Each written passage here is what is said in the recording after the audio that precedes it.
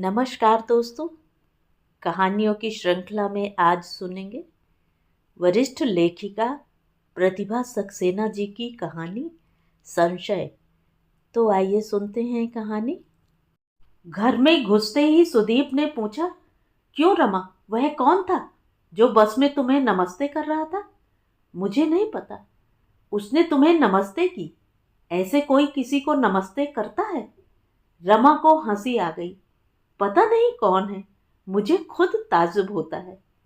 हाँ, पिछली बार भी की थी। मैं तो वहीं खड़ा खड़ा देख रहा था। हाँ, मुझे मालूम है, तुम मेरे साथ ही थे। मुझे तो कभी नहीं करता।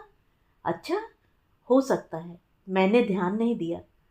कुछ दिन बाद फिर वह बस में मिला। उसने रमा को देखा और फौरन नमस्ते की। आज फिर उसने तुम्हें नमस्ते की? हाँ, और तुमने जवाब दिया। कोई नमस्ते करे तो जवाब कैसे न दूं? न जान न पहचान, फिर नमस्ते का क्या मतलब? जब कोई नमस्ते कर रहा है तो जवाब में अपने आप सिर हिल जाता है। आदत ही ऐसी पड़ी है। ना करूं तो बड़ा अजीब लगेगा। अजीब क्या? और जब वह अकेली तुम्हें नमस्ते करता है, मैं उल्लू सा खड़ा देखता रहता हूं, तब तुम्हें अजीब नहीं लगता? चौथे पांचवें दिन फिर बस में सवार होते ही देखा वह बैठा है, एकदम रमा को हाथ जोड़े। रमा के पीछे सुदीप आगे पीछे हो रहा है। फिर रमा के कंधे पर हाथ रख जताने की चेष्टा की कि वह भी उपस्थित है। तब तक वह खिड़की से बाहर देखने लगा था। बस से उतरते ही सुदीप ने कहा, देखा? रमा ने इधर उधर देखा। क्या? आज फिर उसने नमस्ते की, और सिर्फ तुम्हें, जबकि साथ में मैं भी था। अच्छा, की होगी। तुम पीछे थे, मैंने देखा नहीं। अच्छा क्या? तुम भी तो खूब मुस्कुराकर जवाब देती हो उसे, तभी तो हिम्मत पड़ रही है उसकी। कैसी बातें करते हो? तुम तो पीछे थे। तुमने कैसे देख लिया मैं मुस्कुरा रही हूं? साइड से अंदाज नहीं मिलता जैसे। कैसे बन रही हो जैसे तुम्हें पता ही नहीं। तुम्हें मजा आता है और मुझे वह बिल्कुल अच्छा नहीं लगता। अच्छा बुरा लगने का सवाल ही कहाँ। ना हम लोग उसे जानते हैं, ना उससे कोई मतलब है। कम से कम मैं तो नहीं जानता। तुम्हारी तुम जानो। और मतलब कैसे नहीं? फिर उसने और जोड़ दिया, जानती नहीं तो उसकी हिम्मत कैसे बढ़ती? हिम्मत से क्या मतलब तुम्हारा? किसी अनजान महिला को इस तरह नमस्ते करना। हो सकता है वह मुझे जानता हो, मुझे ध्यान ना आ रहा हो। और सिर्फ तुम्हें? हर बार तुम्हारा ही ध्यान है उसे, वह भी जब पति साथ में हो। उफ हो, तुम तो तिल का ताड़ बनाते हो। तुम तो ऐसे कहोगी ही। बेकार बात मत करो। जानती होती तो छिपाने से मुझे क्या फायदा? जैसे और 50 लोगों को जानती हूं, उसे भी जानने से क्या फर्क पड़ता? अच्छा अच्छा, रहने दो। अब इतनी भी सफाई देने की क्या जरूरत है? सुदीप कुछ खिंचा खिंचा सा रहता है और काफी गंभीर भी। कुछ दिन बाद सब सहज हो गया, पर उस दिन फिर सुदीप और रमा खरीदारी कर रहे थे कि सुदीप के कानों में रमा की आवाज पड़ी। अरे, वह यहाँ है। सुदीप भी उसकी ओर देखने लगा और उसने झट से रमा की ओर हाथ जोड़ दिए। सिर्फ रमा को। रमा ने सिर झुकाकर प्रत्युत्तर दिया। सुदीप का चेहरा कठोर हो गया। बस में जगह नहीं। एक हाथ में बंडल पकड़े, कोहनी में पर्स लटकाए, दूसरे से ऊपर का रॉड थामे रमा बार बार हिचकोले खा रही है। दोनों में से किसी ने देख नहीं पाया कि उधर वह बैठा हुआ है। वह तुरंत अपनी जगह से उठ खड़ा हुआ। रमा से बोला, आप यहां बैठ जाइए। रमा ने एक क्षण सोचा, नहीं बैठूंगी तो उसका अपमान होगा सबके सामने, और ऐसे हिचकोले खाते लोगों से टकराते रहना, यह तो और भी तमाशा बनना है। वह बंडल संभाले छड़ का सहारा लेती हुई उसकी सीट पर जाकर बैठ गई। बहुत बहुत धन्यवाद। सुदीप के चेहरे पर तनाव की रेखाएं खिंच गईं। भीड़ बढ़ती जा रही है, पर रमा ने सुदीप की प्रतिक्रिया देख ली। सोच रही थी, ऐसे तो अनजाने आदमी भी महिलाओं को सीट दे देते हैं, क्या बैठने से मना कर देती? कोई खास बात तो है नहीं। पर सुदीप मन में क्या है साफ साफ नहीं कहेगा, निगाहों से बता देगा और व्यवहार से कोंचता रहेगा। सीट देने वाला जाने कहाँ उतर गया। सुदीप को भी बैठने को जगह मिल गई। आगे पीछे लोग खड़े हैं। रमा अपनी ही सोच में कि पीछे से तुर्श आवाज आई, उतरना भी भूल गई क्या? वह चौंक कर उठ खड़ी हुई। चुपचाप घर पहुंचे, चुपचाप खाना हुआ। अंत में सुदीप ने कहा, देखो रमा, बात हद से आगे जा रही है। क्या मतलब है तुम्हारा? अब भी मतलब पूछ रही हो, जैसे समझती नहीं हो। क्या कहना चाहते हो? साफ साफ कहो। ज्यादा भोली मत बनो। कैसे उठकर उसने जगह दी, कैसे प्यार से तुमने धन्यवाद दिया। मैं भी तो खड़ा था, मेरी तरफ देखा भी नहीं। हिचकोले खाती महिलाओं को भले लोग अक्सर अपनी सीट दे देते हैं, तो वह भला भी हो गया। बस में भी जब मिलता है, अकेली तुम्हें नमस्ते। बेशर्म कहीं का। मैं साथ में हूं, पर उसके लिए तुम ही सब कुछ। मैं तो कुछ हूं ही नहीं जैसे, और तुम्हें इसमें मजा आता है। बात का बतंगड़ मत बनाओ। उसकी जगह देने पर, उठने पर न बैठना तो असभ्यता होती। बस में तमाशा करना मुझे ठीक नहीं लगा, और धन्यवाद देने के बहाने बोलना भी जरूरी था। एक बार मना कर देती, आगे उसकी हिम्मत नहीं पड़ती, न नमस्ते करने की, न कुछ और की। मैं कोई गंवार औरत नहीं हूं, जो साधारण सी औपचारिकता भी न निभा सकूं। गंवार नहीं हो, शहर की पढ़ी लिखी हो, इसीलिए तो ज्यादा कलाकार बनती हो। बस करो सुदीप, इससे ज्यादा सुनना मेरे बस का नहीं। तो क्या करोगी? बुला लोगी उसे? चली जाओगी उसके पास? बात मत बढ़ाओ। जब तक कोई सबूत न हो, बेकार तोहमत मत लगाओ। तोहमत? सबूत? सामने सामने सब हो रहा है। रमा की समझ में नहीं आता, कैसे सुदीप को विश्वास दिलाए कि वह उसे जानती तक नहीं। वह हमेशा नमस्ते ही तो करता है। क्या करूं मैं? उत्तर में अनदेखी करना उससे नहीं होता, अपने आप सिर हिल जाता है। कहीं कुछ ऐसा नहीं जो मन को खटके। वह खाली रमा को नमस्ते करता है, तो रमा क्या करे? लौट कर कहे कि इन्हें भी नमस्ते करो, ये मेरे पति हैं। और 4 दिन निकल गए। सुदीप गंभीर रहने लगा। आपस में बस जरूरी बातें। उस दिन काम से लौटा तो बड़ा खुश था। सीटी बजाता घर में घुसा, गुनगुनाता रहा, चलो ठीक हो गए। रमा ने सोचा।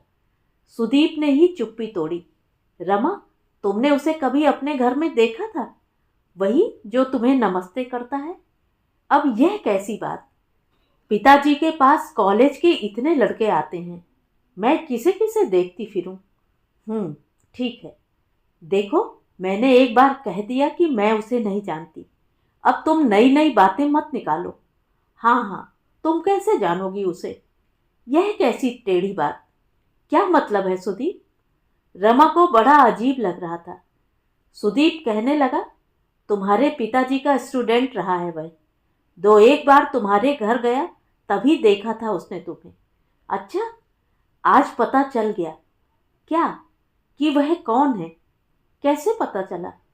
मुझे मिल गया था, तुम्हारे भाई के साथ था। उसने परिचय कराया, बातचीत होने लगी। मैंने कहा, बस में कई बार आपको देखा है। कौन सी बस में, यह भी बताया। उसने कहा, उस बस से तो वह अक्सर जाता है। मैंने कहा, उस बस में मैं भी होता हूं कभी कभी अपनी पत्नी के साथ, पर आपको कभी मेरी ओर देखने की फुर्सत कहाँ होती है। पर आप कब मिले मुझे? फिर मैंने याद दिलाई, बस की बात भी, अपनी सीट दे देने की बात। फिर बताया, वही है मेरी पत्नी रमा। तो आप उनके पति हैं? पता होता रमा बहन के पति हैं, तब तो ध्यान जाता। आपको तो आज जाना है, अब समय आ गया है मिलने का। उसने एकदम कहा, हाँ, मैं तो आने वाला था दीदी को निमंत्रण देने। मैंने पूछा, और मैं? मुझे निमंत्रण भी नहीं। फिर उसी ने बताया मुझे, हाँ रमा, अगले हफ्ते उसकी शादी है। बहन का रोल तुम्हें ही निभाना है। रमा बिल्कुल चुप रही। रमा बड़ी चुप सी है। सुदीप बार बार बात निकालता है। मैंने तो सोच लिया था, किसी तरह पता करना है कि ये है कौन। फिर मौका भी खूब लग गया। असल में कैंटीन में तुम्हारा भाई मिला था, और यह उसके साथ था। तो तुमने सबसे पहले उससे क्या पूछा? मैंने कहा, मैंने कई बार आपको बस में देखा है। पहले सोचा कह दूं, मेरी बीवी से परिचित हो, मुझसे नहीं, पर कहा नहीं। और अच्छा हुआ जो नहीं कहा, नहीं तो वह क्या सोचता। हाँ, वह क्या सोचता उसकी इतनी चिंता है, और मैं क्या सोचती हूँ उसका कुछ नहीं लगता तुम्हें? नहीं तो क्या मुझसे इतना कहते रहते? कभी सोचा मैं क्या समझूंगी तुम्हें? अरे तुम्हारे समझने से क्या फर्क पड़ता है? अब तुम्हारे साथ भी सोच विचार कर बोलूं, सही गलत कुछ भी कह लूं, पत्नी हो मेरी। पर सुनो तो, जब विकास ने परिचय कराया तो तुमने क्या कहा? मैंने पूछा था, आप मेरी मिसेस को जानते हैं? वह बोला, आपको? आप कौन है मैं तो यह भी नहीं जानता, उन्हें कैसे जानूंगा? फिर मैंने जब याद दिलाया, कहा मैं भी वहीं खड़ा था। और जानती हो उसने क्या पूछा? पूछने लगा, आप रमा बहन को जानते हैं? कैसे नहीं जानूंगा? मुझे हंसी आ गई। मैंने कहा, अच्छी तरह जानता हूं, पर आप कैसे? विकास ने बताया, हाँ क्यों नहीं जानेगा, मेरे साथ प्रोफेसर साहब के यहाँ कई बार गया है। वह बोला था, रमा बहन को जानता ही नहीं, मानता भी हूं। मुझे उनमें अपनी बहन दिखाई देती है। वो भी आपको जानती होंगी। एक आध बार उनके घर गया था, कभी परिचय या बात की नौबत नहीं आई। वे जाने चाहे ना जाने, मेरे गुरु की पुत्री हैं, मेरे दोस्त की बहन। इतना काफी नहीं है क्या मेरे लिए? समय आने पर वह भी जान लेंगी। मुझे हंसी आई। मैंने पूछा, वह कैसे? आप तो बस में ही मिलते हैं। मैंने विकास से भी कहा था, किसी दिन घर पर आओ इनको लेकर। अगर ये सफाई तुम मुझसे नहीं मांगते तो क्या हो जाता? रमा की आवाज जाने कैसी हो गई थी। अरे तो क्या फर्क पड़ गया? फर्क तुम्हें नहीं पड़ता, मुझे तो पड़ता है। मैं सफाई काहे को मांगता? वो तो बात पे बात निकलती गई। उसकी बहन 2 साल हुए एक्सीडेंट में मर गई। उसे लगता है वह तुम्हारे जैसी थी। तो तुम्हारा समाधान हो गया, अब तो तुम खुश हो। अरे निश्चिंत हो गया मैं तो। खुशी नाराजगी की बात ही क्या। जब पता नहीं होता तो मन में कितनी तरह की बातें आती हैं। यह तो आदमी का दिमाग है। हाँ, आदमी का दिमाग। शक करना बहुत आसान है, प्रमाण पाकर विश्वास किया तो क्या किया? तुम तो बात का बतंगड़ बनाती हो। पता लगाने में क्या हर्ज? तुमने मुझ में कोई दुर्बलता या उसमें कोई कुत्सा देखी जो तुम्हारे मन में तमाम बातें? अब ये तो मन है, 10 तरह की बातें होती हैं दुनिया में, सोचने में तो आती हैं। तुम्हारे मन में अविश्वास था, उस पर तो था ही जिसे जानते तक नहीं, लेकिन मुझ पर भी। अब तो सब साफ हो गया। जासूसी पूरी कर ली, जब कोई कारण नहीं मिला तो मजबूर होकर। तो क्या हुआ, मेरा मन बहुत हल्का हो गया। पर वह बोझ मेरे मन पर आ गया। अगर मैं कहती वह मेरा प्रेमी है तो तुम मान लेते, विश्वास कर लेते कि वह मेरा यार है। यह मैं कब कह रहा हूं, पर पिछली बार कई बार से जो देखता रहा चुभा करता था मुझे। रमा चुप है। अब जब सब ठीक हो गया तो तुम बेकार तमाशा कर रही हो। मैं तुमसे तो कुछ कह नहीं रही। तुम्हारे मन में गुस्सा है, कहती नहीं तो क्या हुआ? फिर वह रमा को समझाने लगा, अरे क्या फर्क पड़ता है, वह तो वैसे भी अपने घर आता। उसकी शादी होने वाली है, बहन रही नहीं, तुम्हें ही तो बुलाएगा। उसने कहा है। सुदीप हंसा। उसने क्या कहा पता है? हम तो आपके बुलाने से पहले ही निमंत्रण पत्र लेकर आने वाले थे। सब कुछ जानने के बाद बुलाया था तुमने ना? हाँ तभी तो। पहले बुलाने की कौन सी तुक थी? संशय तुम्हें व्याकुल किए था, अब तुम्हें चैन पड़ गया। लेकिन मैं, लेकिन वेकिन क्या? मैं खुश हूं तो तुम भी खुश रहो। फालतू बातों से क्या फायदा? रमा बिल्कुल चुप है। तो ये थी कहानी। कहानी आपको कैसी लगी कमेंट करके ज़रूर बताएं। और अगर मेरे द्वारा सुनाई हुई कहानियाँ आपको अच्छी लगती हैं और आप मेरे चैनल पर पहली बार आए हैं तो चैनल को सब्सक्राइब ज़रूर करें, लाइक करें और अपने दोस्तों और परिचितों में शेयर भी करें। बेल आइकन दबाना बिल्कुल भी ना भूलें। धन्यवाद।